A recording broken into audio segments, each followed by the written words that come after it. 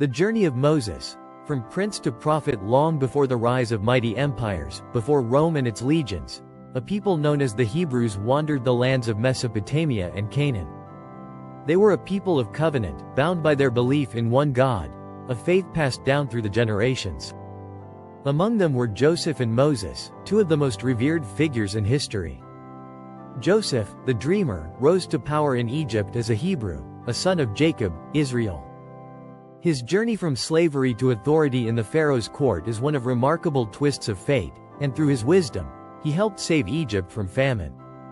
Moses, the great liberator, led the Hebrews out of Egyptian bondage, parting the Red Sea and guiding them toward the Promised Land. Neither man was called Jewish in his time, for that identity had not yet fully formed. They were Hebrews, members of a people yet to be shaped by exile, struggle, and survival.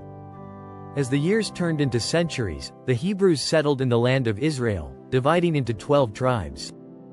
The most famous of these was the tribe of Judah, from which the term Jews would eventually emerge. These tribes built cities, farmed the fertile land, and forged their identity. But history is rarely kind. The great kingdom of David and Solomon, a golden age of power and prosperity, eventually split in two: the northern kingdom of Israel and the southern kingdom of Judah. This division weakened both kingdoms. The northern kingdom was conquered by the Assyrians in 722 BCE, its people scattered and lost to history. The southern kingdom endured a little longer, but it too fell, this time to the Babylonians. In 586 BCE, Jerusalem was sacked, the first temple was destroyed, and the people of Judah were exiled to Babylon. In exile, the Judeans faced a critical decision. Would they disappear into the vastness of the world or adapt to survive? They chose to adapt. Without a kingdom or a temple to rally around, their faith became portable, shifting from a religion rooted in a specific place to a belief system carried in the hearts and minds of the people. They focused on laws, traditions, and scriptures that could be practiced anywhere. This transformation marked the true birth of Judaism, a religion no longer bound to a land but to a covenant with God that could transcend borders. The Judeans, now firmly known as Jews, developed their religious identity during this period of exile, and they carried that identity forward through centuries of hardship. Centuries later, as the Roman Empire expanded its grasp over much of the known world, Judaism was already an established religion. But from within the Jewish community, a new movement emerged: Christianity. At first, Christianity was seen as a sect of Judaism, but it quickly grew into something more, proclaiming that Jesus was the Messiah, the anointed one who would bring salvation. This belief challenged the Roman Empire's authority, for in the eyes of Rome, divinity belonged to emperors, not to a crucified man from Judea. Persecution followed, with Christians being thrown to the lions in the arenas or burned alive. Yet Christianity refused to fade. It spread quietly in the shadows, carried by the faithful who saw in Jesus not only a teacher but the Son of God, risen from the dead to offer eternal life. As the Roman Empire crumbled under its own weight, torn apart by civil wars and foreign invasions, a leader emerged. Constantine I. Constantine saw the growing power of Christianity and, rather than suppress it, embraced it. Christianity became not just a faith but a tool for unifying the fractured empire.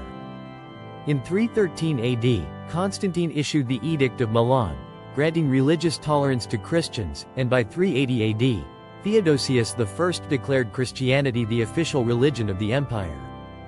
The persecuted had become the powerful. However, faith, once entwined with power, is rarely pure. As emperors sought to consolidate their rule, scapegoats were needed, and divisions were drawn. Over time, the narrative surrounding the Jews began to shift. They were portrayed as outsiders, despite their deep historical ties to the origins of Christianity. The story of their suffering and survival was distorted, and this distortion laid the foundation for centuries of misunderstanding and conflict. The pattern repeated itself when European powers set sail to explore and conquer distant lands. The age of exploration was not just about discovering new worlds. It was about spreading Christianity to the corners of the earth. European missionaries sailed across oceans, bringing Christianity with them. But conversion was never just about salvation, it was about control. European powers believed that by spreading Christianity, they would make the colonized peoples more compliant, easier to rule. And in many cases, the missionaries played a crucial role in this process. But they also brought with them knowledge, literacy, and cultural exchange. As Christianity spread to Africa, Asia, and the Americas, it adapted to new environments, taking on different forms and influences. Over time, it split into several branches: Roman Catholicism, Eastern Orthodoxy, and Protestantism, each with its own interpretation of faith and practice. Through it all, the story of faith remained intertwined with the story of power.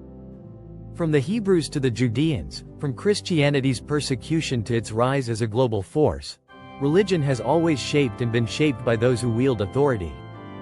Even today, the echoes of these ancient struggles continue, reminding us that belief is never just personal.